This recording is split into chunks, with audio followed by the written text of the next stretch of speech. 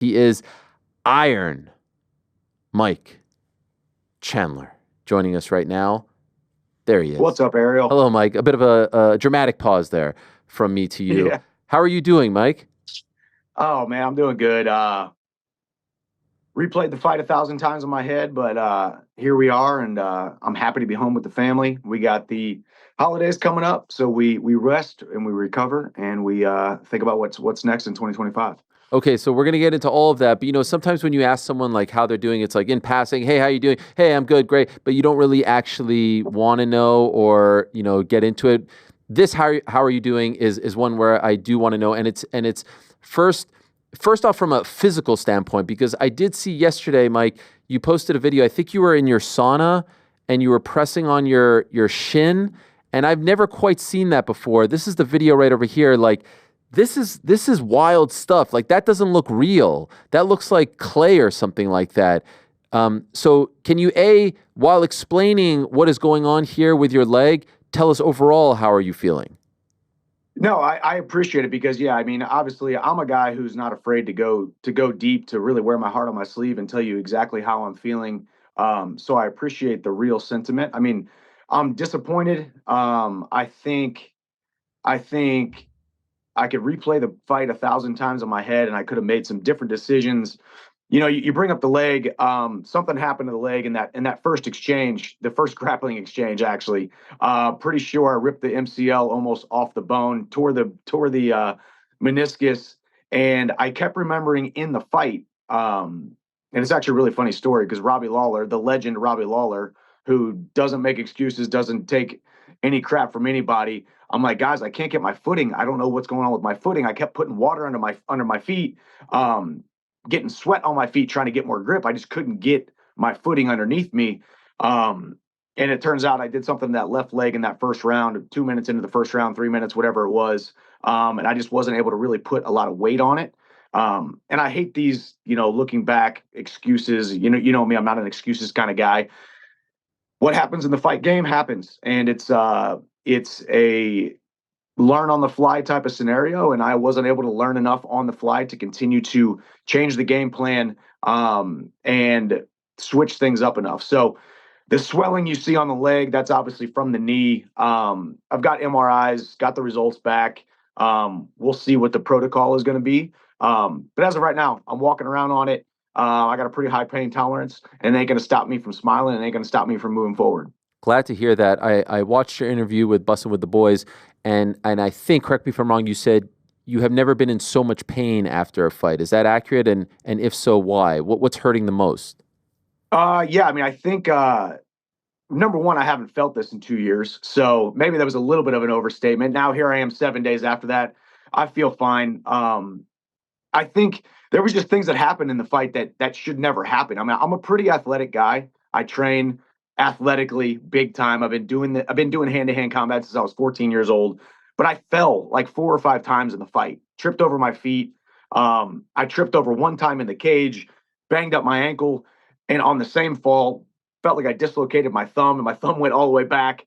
I looked down at my thumb, like just stuff like that, where you're just like, man, little injuries that happened inside the fight. Luckily I didn't take a lot of damage to the head, didn't really take any punches at all compared to the Gaethje fight, compared to the Poirier fight, compared to some of these other fights. So the head was good, but the body, I got ribs going on, obviously the knee, the shin, the ankle, the hand, and obviously a 25-minute fight, 25-minute war.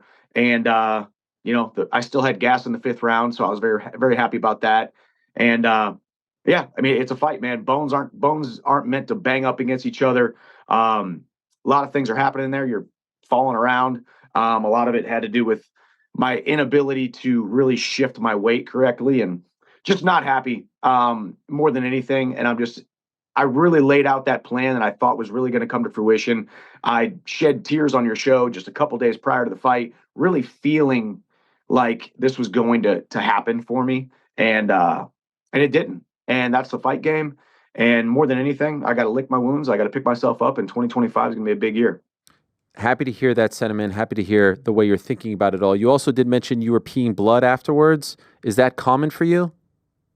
That's normal in a 25-minute fight. Yeah.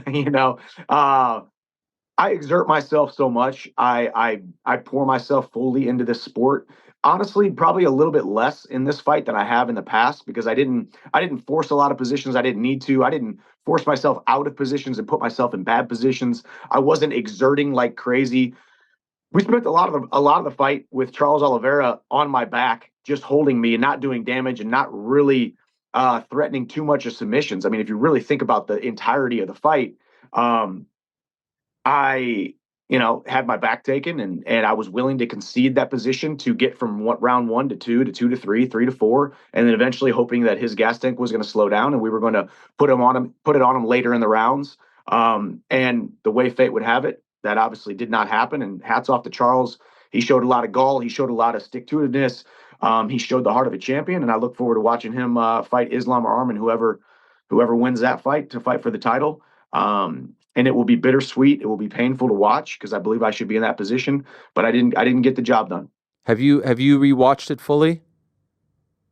I have, and I was a lot happier before I watched the fight than I was after the fight. Not necessarily the fight itself, but just the commentary, watching it on TV compared to being in the arena. If you were there that night, a lot of people, they were wowed by it. They loved it. It was an awesome fight. But watching it on TV wasn't as appealing to me. So what bothered you most, the performance or the commentary? What was leaving you with a bit of a sour taste in your mouth?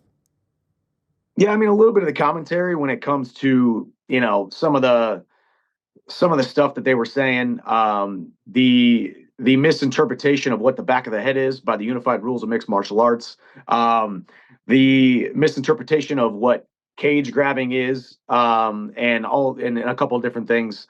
It's all water under the bridge at this point. But more than anything, I'm an honest guy. I try to live pretty full of integrity and full of honesty. And a narrative that has been painted is not very interesting to me. Not very happy. Not very Yeah. happy about it. But it's all part of it. Can I ask? I mean, that's obviously a much talked about moment. The shots that some deem to the back of the head. What is your interpretation of that rule, and why do you think that you didn't do anything wrong? Well, I don't think I did anything wrong. I'm not going to say I didn't do anything wrong. Okay, I'm not going to say that people couldn't look at it and splice it and look at it from under a fine tooth comb and a magnifying glass. But the unified rules of mixed martial arts say that there is a line drawn from the crown of the head, if this were the back of the head, Yeah. the crown of the head down to the neck, 1 inch variance on either side. So you're talking about a 2 inch area on the back of someone's head that is considered the back of the head. And if you watch 90% of the shots, at least, most of them, almost all of them, or at least where I was aiming, all of them, my fist was catching the ear. So if you're catching the ear, that is not the back of the head. And actually, the back of the head is not really what you and I would call the back of the head is not what the actual definition of the back of the head is. That 2 inch strip down the back of the head. And a referee who was within 2 feet away never said one thing about it. And then you got commentators who were 35 feet away saying it's the back of the head. And then you got other people who are saying, hey, that's the back of the head, just like the Poirier fight. You're punching a guy behind the ear. If it's not within that 1 inch, that 2 inch variance, 1 inch variance to the center line of the back of the head, and it's just things are happening. It's going 1,000 miles an hour. If the referee was yelling at me, hey, Michael, watch the back of the head, or that is the back of the head, he might give you one shot, say it's the back of the head, and then I would have changed courses. I would have changed the trajectory. But none of them were going straight down. They were all coming at a 45-degree angle toward the side and the ear. And ultimately, man, you're dropping a guy. You're down on points. You're dropping a guy. You're trying to hit him, and you're trying to get him out of there. I'm not 100% thinking about that little red line between the back of the head the whole time, but it's water under the bridge at this point. But more than anything, what you and I would call the back of the head is not what the unified rules of mixed martial arts call the back of the head. So it needs to be defined, and it also needs to be understood by yourself, the media, the commentators, some of which have fought in an octagon for years and won championships, and the general fan base. In your defense, I will also add that referees and commissioners have told me that when it's part of a scramble, if you will. And I know that that was more than just a scramble. It was a little bit more prolonged, that there is some leeway given because of all the movement. And so it's hard to pinpoint the shots. And so the referee does take that into account.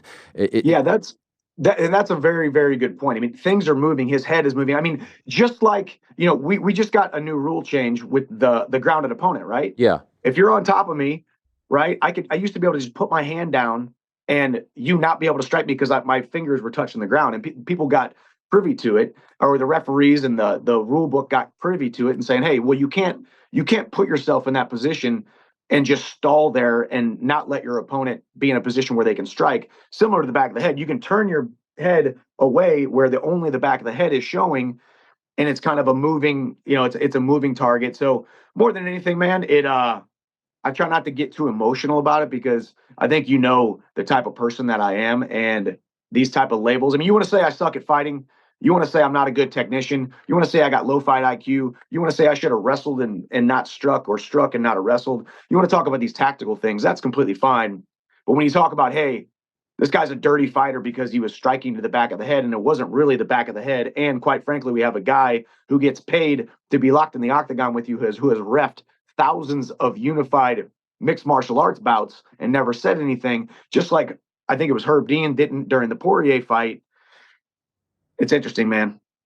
I'm going to ask you about the fifth round in a moment, but when you watch rounds 1 through 4, what do you wish? And I know there could be a million things here, or one overarching thing. What do you wish you would have done differently? What do you wish you could do over? Um, I as I said, I think everything changed in that first round, in that first exchange, the first grappling exchange, when the knee got compromised, and it sucks. I don't even want to talk about it because I'm not an excuses kind Yeah, of yeah. guy. I'm Charles asking you. Yeah. Oliveira, Charles Oliveira grappled me. He grabbed my leg. He did what he did. I did a 360, and he caused the injury, right? And it happened in a legal manner. This is what we have to deal with, and I need to improvise, adapt, and overcome. But from that moment, obviously, I held on to him and said, "Hey, I'm going to let go of round one. I'm not going to get submitted. I'm not going to. None of the elbows landed. None of the big strikes landed. So I was in a good position, and I conceded round one, and I was going to go back to the stool round two. Got up, leg felt weird, looked at it, and then after round two, I kept saying, guys, I can't get my footing. I don't know what's going on here. And that's what I was saying too, talking to Henry, like, hey, let's talk about, combinations we're going to throw, different, very basic, simple tactics that we can put pressure and move forward. A guy like me, I'm a pressure fighter, which means a lot of the weight is on my front leg. And when you can't put weight on the front leg, you can't pressure. I had no problem moving backwards. I could run and shuffle backwards for a mile and have no problem doing so. But it was the prospect of moving forward with my hands up and pressuring a guy like I had trained for the 16 weeks prior. That immediately that game plan just went out the window. And then I don't know, more than anything, man, I wanted to be able to put it together, and I didn't. So obviously the fight doesn't go your way, but man, if there could ever be a silver lining in a fight, if you will, or a case to like at least finish strong, it's that fifth round, because you gave us multiple moments. And I don't know if you get the microphone afterwards. And I don't know if people are still saying like, oh yeah, let's have him in this big fight or that big fight. And so could I ask, like, what is the mindset at that point? It sounds like you're pretty well aware at this point, you need something dramatic to happen in this fifth round. And it seems like you just go for broke. You go balls to the wall and just say, to F with it all, I'm just going to go for it. Is that what you're thinking? Is that what your team is saying to you? Yeah, pretty much. I mean, that was what my mindset was going into the fourth, and I think I started the fourth out like that. I even switched to southpaw, trying to see if I could have some success there. It was more just, not only are we dealing with a million things, now you're dealing with a million things added on to, well, the other million things that you've been training you can't do from a tactical standpoint or a biological standpoint. Um, and yeah, the fifth round, it was, Henry looked at me and said, "Hey, you got to go. You got to go for the finish." And that's what we've done our entire careers. We've nonstop looked for finishes. This was the first time in my career that I'm very happy that I was willing to settle into a 25-minute fight. I proved to the whole world that I can, fight 25 minutes at a high pace, finish stronger than my opponent. I mean, there's a lot of people that would look at the way the fifth round ended, and you had one guy who was hanging on by a thread, one guy who was backpacking me and holding on tight, digging his chin in and just along for the ride, while another man stood to his feet twice on a ripped up MCL and meniscus, carried him to the center of the octagon, and backdropped him in front of a standing ovation, 20,200 people. There was not one person sitting in their seat. There was not one person who was unhappy that they bought the pay-per-view. I think more than anything, I knew that the fight probably wasn't going to go my way at that point. Not probably. I knew the fight wasn't going to go my way at that point. And that's a really great picture. You can see if you zoomed in on that left knee right there, you can see how my MCL is swollen and displaced out of place there. But I still carried him to the center of the octagon, bounced him off the monster M, and we did it not just once but twice. And I think part of it was obviously we wanted to.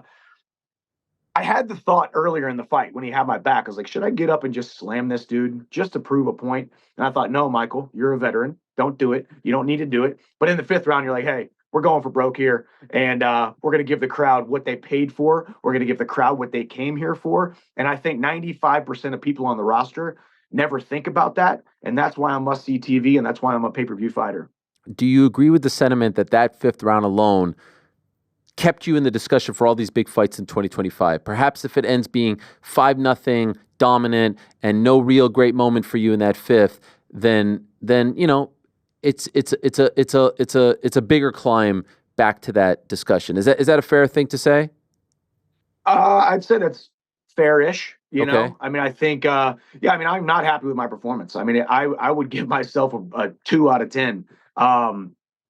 Like it's, I cannot overstate how horrible of a performance this was, or set of circumstances it was after that first round, compared to what my vision was for what I am capable of. And I believe I beat Charles Oliveira 9 times out of 10. And obviously I've lost to him twice now, 2 out of 2. I have a 100% loss rate to Charles Oliveira. So I understand why people might tisk at that, roll their eyes at that. But I'm so unhappy with the performance, man. I'm so excited to get healthy, and I'm so excited to give the fans and my supporters and you and everyone else out there the performance that they deserve. And my coaches, man, Henry Hooft and Robbie Lawler and these guys, they pour their lives into me. And it just was not the performance that I wanted, you know, and it really sucks. But here we are. We're going to enjoy the holidays, and we're gonna hit 2025 with a bang. And yes, there's a huge fight out there that needs to come to fruition. And I do believe it does in the first half of 2025.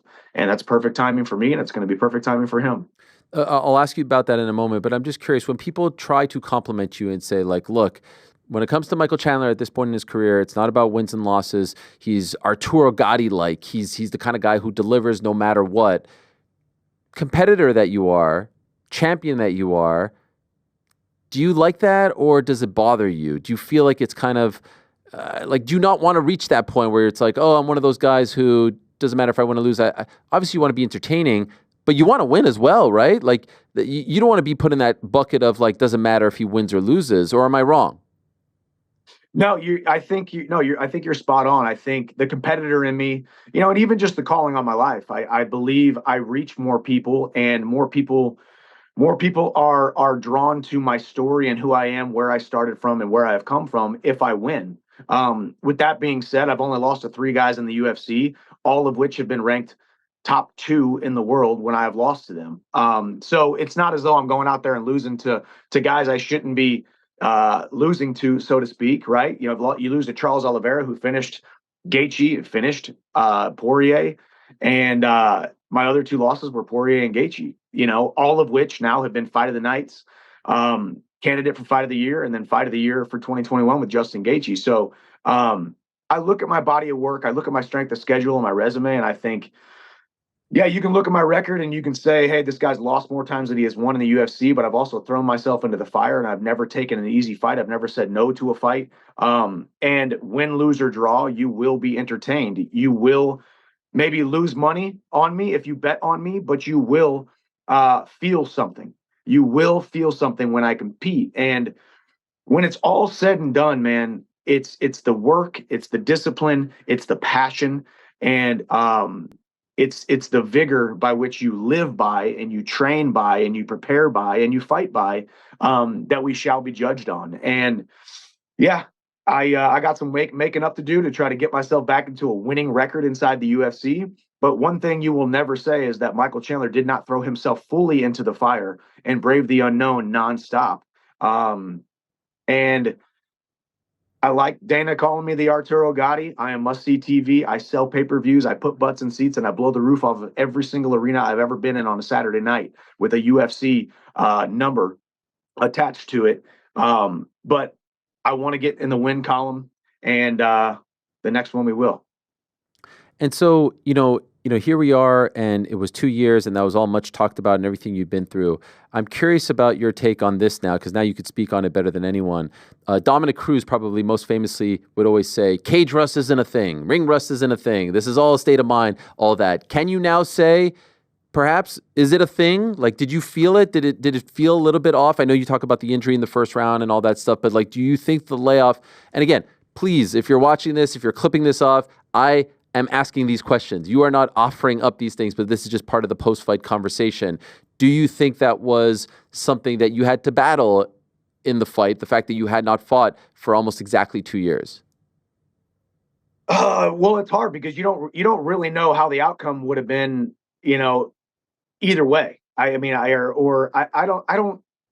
don't think so. I Okay. really, really don't think so, man. I did so much work in my journal, in my visualization. I stepped inside of that octagon, literally telling myself this feels different, but different in a good way, different in the way that it's supposed to feel. And I think it was because I had visualized it more and I was more prepared mentally and spiritually than I ever have been.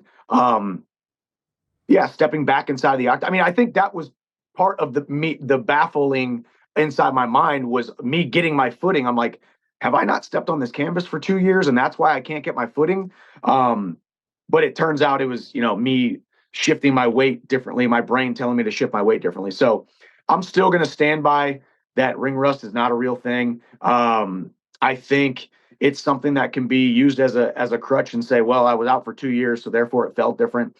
It didn't feel different. Charles Oliveira is exactly who we thought he was. I did not perform the way that I should have, and I have to live with that. I have to sleep, lay my head on the pillow every night until my next fight with that. But with that being said, I definitely ain't going to be out for 2 more years till the next fight. And I will heal up. I will lick my wounds. And the next fight will be the biggest fight of my life. This may sound like a crazy question, but just curious. I mean, there were some very influential and important people all around the cage, some people that you very much respect. Obviously, the recently elected president, Donald Trump, number 47, and others, Elon Musk. There's you and Donald, and I want to ask you about that conversation. But does any of that put any extra added pressure? Like, you want to perform in front of them. You think very highly of them. Did you feel their presence, and did that make you a little bit more nervous?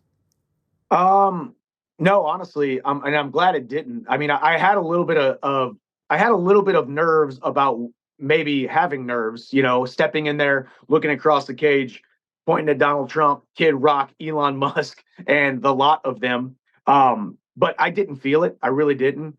Um, I was more locked in than I ever have been mentally, and I think that had a lot to do with that fight could have gone a lot worse after that first round if I wasn't locked in so mentally and still believing, even on a hindered foundation, a hindered leg, even on a an unknown kind of scenario for me that what I didn't train with, obviously.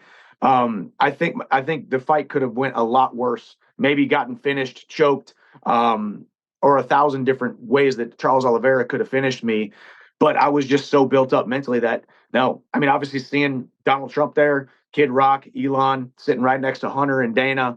Um, I wanted to be draped with the stars and bars and get my hand raised in front of them, of course, but I didn't, and we lived to fight another day. What did he say to you in that moment there, that exchange, Donald Trump?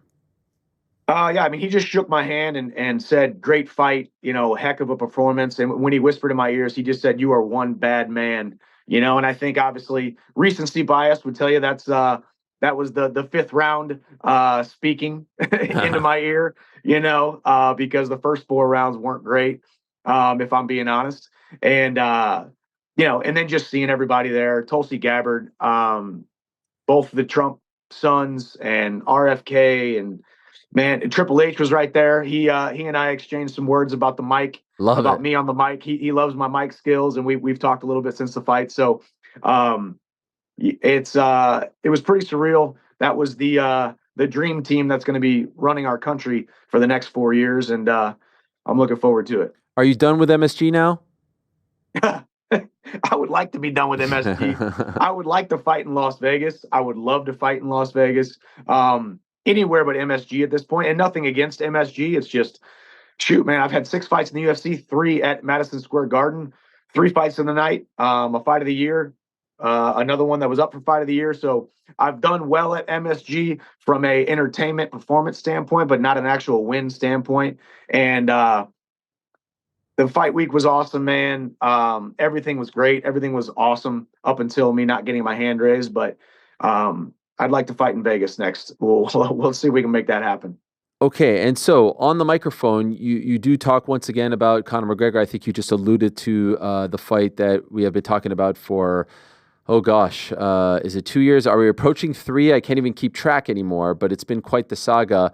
Obviously, we found out on Friday, some massive news pertaining to Conor, and I'm not going to put you on the spot here and ask your reaction to that. I don't think that's fair to you. But do you think that him being found civilly liable in this case will preclude you from fighting him next year in 2025? There are some people who think this will keep him out even longer. What is your gut saying right now? I don't know the legal ramifications. I don't know what all that stuff looks like. I do know after something like this, if I was in that position, obviously the last thing I would want to do is not be training and not be moving forward toward a common goal. So I'm sure he wants to get back in training. I think that's what his statement said. He's going to be, with his family. He's going to get back in the gym. You know, it's a tough position. It's a horrible position all around, obviously for him and for everyone involved. And it's a tough spot. So I don't really have anything else to say about it. But I do think the best thing that he can do, most likely, obviously, is to get back moving toward a common goal. A man or a woman needs a common goal to continue to work toward in order to continue to build ourselves up. And why not fight me? Why not be training to fight me? Middle of next year, International Fight Week. Before that, as soon as possible. I'm ready to get back into training camp right after January 1, and we can make that fight happen ASAP. If he is out for an extended period of time, who would be your top choice? Oh man, am I really in a position to have a top choice? Sure, why not? I gotta go You're out Michael there. freaking Chandler. Yeah, I got to go out there and win, man. I got to go out there and win. I can't have a performance like I just did. I trained this morning, hobbled around a little bit. I got to get myself back into shape and lick these wounds. Obviously, there's a lot of people out there talking, man. Obviously the Max Holloway BMF belt. He's now a lightweight. George Masvidal has said my name numerous times. Anybody inside the top 5, top 10 at lightweight.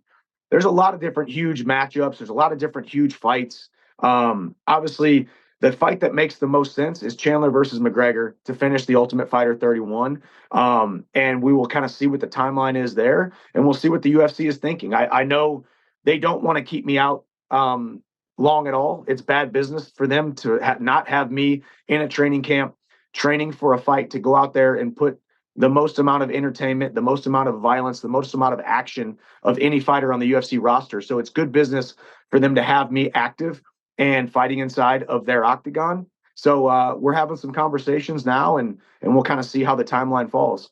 By the way, just curious, like given the beast that you are in the gym and whatnot, how long do you actually take off from working out after a fight like that with your leg in the state that it's in? Like we see the videos leading up to the fight, and you were absolutely shredded in the photos that you posted beforehand. Do you take like a full week off from the gym? Do you do absolutely nothing, or is that impossible for you?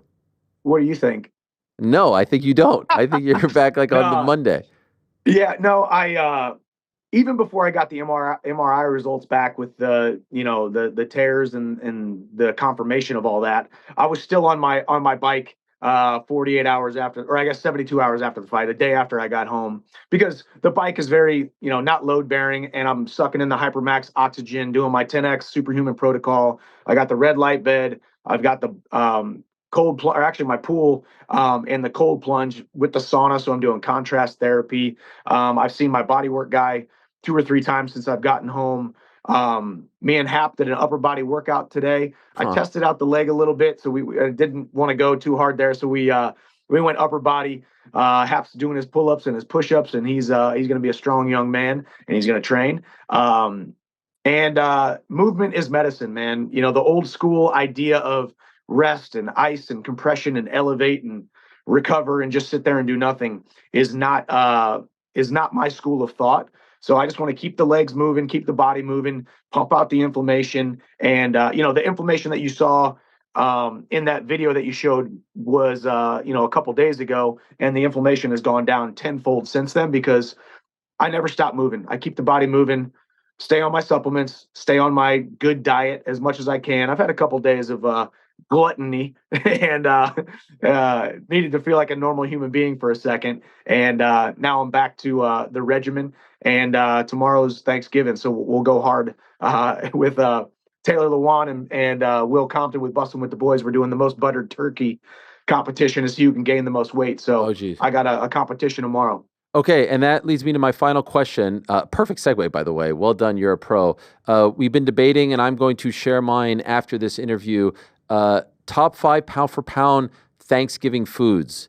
I'm putting on the spot here. I didn't ask you this in advance. Can you give us your top 5 going from 5 to 1, 1 being the number 1? It could be anything that is related to Thanksgiving. You're Mr. America, All-American. Thanksgiving doesn't get more American than that. Do you have a top 5 pound for pound for us? Yes, I do. Okay. It's going to be tough to. Okay. So I'm going to go with stuffing at number 5. Interesting. Okay.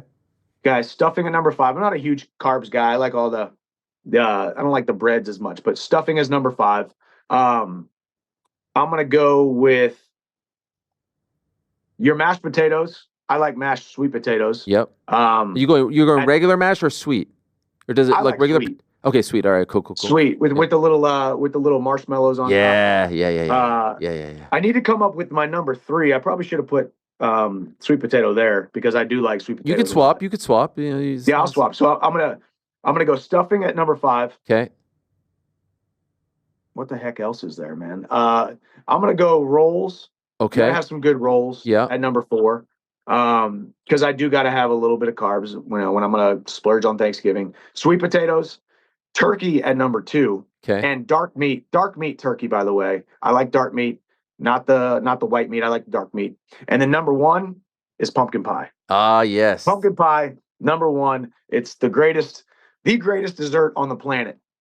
I love it. Well, happy Thanksgiving to you and the family. Enjoy your time off. Enjoy, resting up. Get well soon. Heal up soon.